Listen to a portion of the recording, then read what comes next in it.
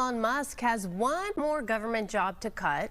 That would be his own. Yeah, the billionaire who became President Trump's chief cost cutter says he is leaving his temporary government position. Doug Luzader has more now from Washington. Good morning. Good morning. As you know, Elon Musk wears a lot of hats. The one that says Doge, though, will no longer apply. Yes, sir. Mr. President, we will indeed do that. There's no question that Elon Musk brought enthusiasm to the job, but his time as a leader of the Department of Government Efficiency has come to an end. He posted on X, "As my scheduled time as a special government employee comes to an end, I would like to thank President Trump for the opportunity to reduce wasteful spending." Our goal is to reduce the waste and fraud by $4 billion a day, every day, 7 days a week. Musk made some heady claims at the outset, promising to cut at least $1 trillion in government waste. Doge now claims to have saved $175 billion. During Musk's tenure, his car business, Tesla, clearly suffered as he faced both criticism and praise.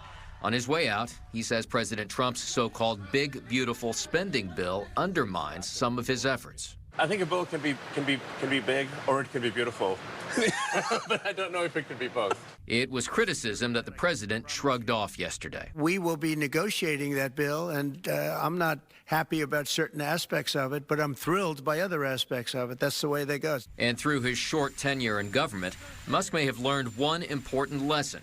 Even a chainsaw has a tough time cutting through the thicket of federal bureaucracy. And that he was going back to something that he found easier to do, maybe, which is like try to colonize Mars. Washington is harder to fix, harder to steer than maybe it looks like from the outside. And Elon Musk would not be the first outsider to come here to Washington and walk away frustrated, but he says that these Doge efforts will live on. Back to you guys. Well, I think it's also kind of a reality check and just goes to prove you can't do it all, even though you're rich and powerful. Running a company is one thing when people have to do what you say and you're in charge, but really being in the thick of politics, there's just a lot of intricacies and subtleties that go into that.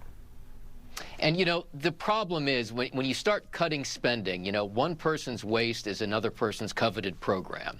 That's always been the issue around here and why it's so difficult to cut much of anything. I mean, you look at the disparity between what he walked in talking about cutting $1 trillion and then to come up with, what, 174 billion, something in that neighborhood. I mean, it's a far cry from what he really wanted to accomplish. Right, and the reputational damage, therefore, and the strong resistance that he got, too, from federal judges. Well, yeah, and listen, resistance from lawmakers as well. And, you know, this has always been the kind of the push and pull between any administration and Congress. Congress is supposed to control the purse string. So if you want these spending cuts to be permanent, it really has to be done through Congress. And just yesterday, 40 investors, you touched on this in the piece, but 40 investors in Tesla sent a letter to him saying, you know, we need you here at least 40 hours a week. We need that commitment from you. So at this time, with the other electric vehicles going into the competitive market, right? Like, he really needs to focus on his companies. Again, you can't do it all.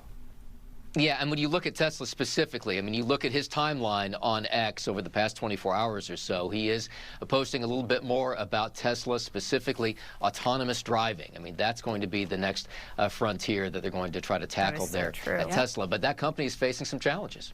Absolutely. All right, thank you, Doug.